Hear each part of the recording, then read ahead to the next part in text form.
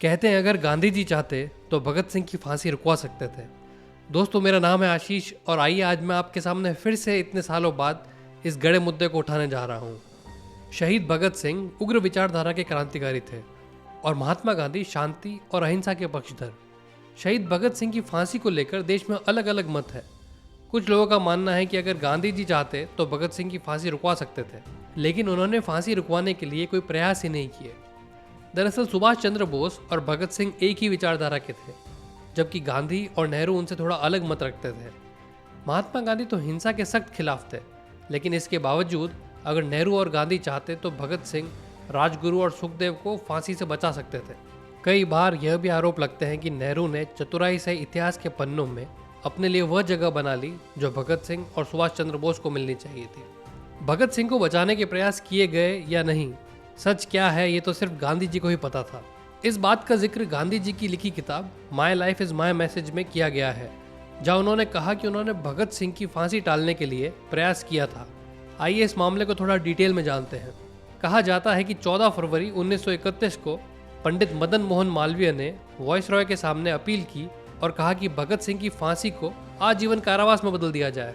उनकी यह अपील खारिज हो गई।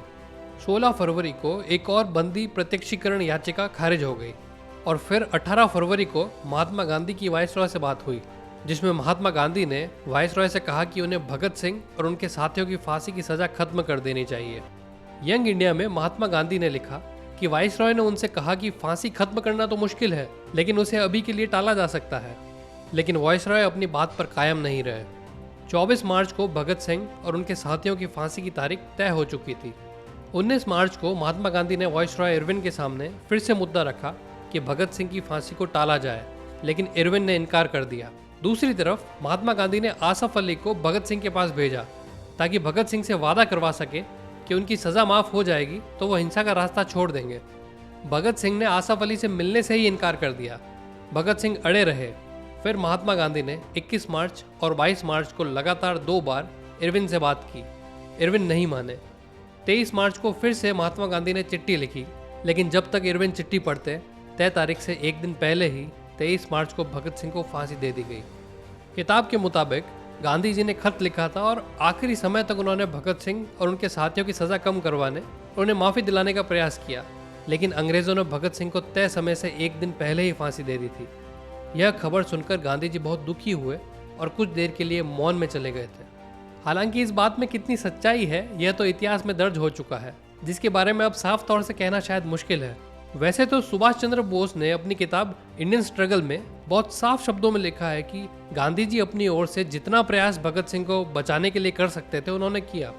1931 में जब भगत सिंह को फांसी दी गई थी तब तक उनका कद भारत के सभी नेताओं की तुलना में बहुत ऊंचा हो चुका था।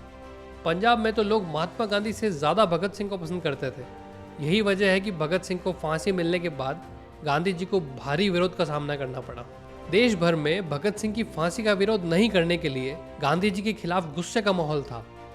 24 मार्च को जब महात्मा गांधी कांग्रेस के कराची अधिवेशन में शामिल होने के लिए पहुंचे तो नाराज युवकों ने काले झंडे दिखाकर उनका भयंकर विरोध किया, क्योंकि अब तक भगत सिंह युवाओं के हीरो बन चुके थे। इस पर महात्मा गांधी ने कहा, चाहे वो कोई भी हो, उसे सजा देना मेरा अहिंसा धर्म के खिलाफ है।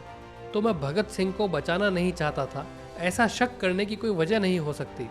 उन्होंने कहा, मैंने फांसी को रोकने की हर मुमकिन कोशिश की, कई मुलाकातें की, 23 मार्च को चिट्ठी भी लिखी, लेकिन मेरी हर कोशिश नाकाम हुई।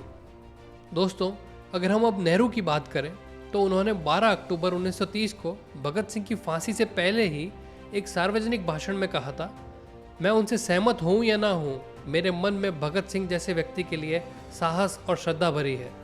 भगत सिंह जैसा साहस बड़ा दुर्लभ है। वायसराय को अपने दिल में पूछना चाहिए कि अगर भगत सिंह एक अंग्रेज होते और उन्होंने इंग्लैंड के लिए ऐसा किया होता तो उन्हें कैसा अनुभव होता। नेहरू ने अपनी किताब डिस्कवरी ऑफ इंडिया में भी लिखा था कि भगत सिंह एक प्रतीक बन गए थे। कुछ ही महीनों के अंदर पंजाब के हर शहर और हर गांव के अलावा भारत के बाकी हिस्सों में भी उनका नाम गूंजने लगा था। उन पर अनेकों गीत रचे गए। उन्हें जो लोकप्रियता मिली वो अद्वितीय थी। दोस्तों, इतिहास के पन्नों में तो यही दर्ज है कि गांधी जी ने भगत सिंह को बचाने की काफ़ी नाकाम कोशिशें की। बाकी मैं आप पर छोड़ता हूँ। आपको क्या लगता है, भगत सिंह को बचाने के लिए गांधी जी ने हर मुमकिन प्रयास किए थे। अगर ऐसा लगता है तो कमेंट बॉक्स में गांधी जी का नाम लिखें। लेकिन दूसरी ओर हम ये भी ना भूलें कि चूंकि स्वतंत्रता सेनानियों में भगत सिंह का कद गांधी जी समेत सभी नेताओं से ऊपर उठने लगा था, इस ईर्ष्या के चलते भी हो सकता है कि उनको बचाने की कुछ कमियां जानबूझकर छोड़ी गई थी। अगर आपको लगता है कि भगत सिंह के साथ गलत हुआ तो कमेंट बॉक्स में भगत सिंह का नाम लिखें।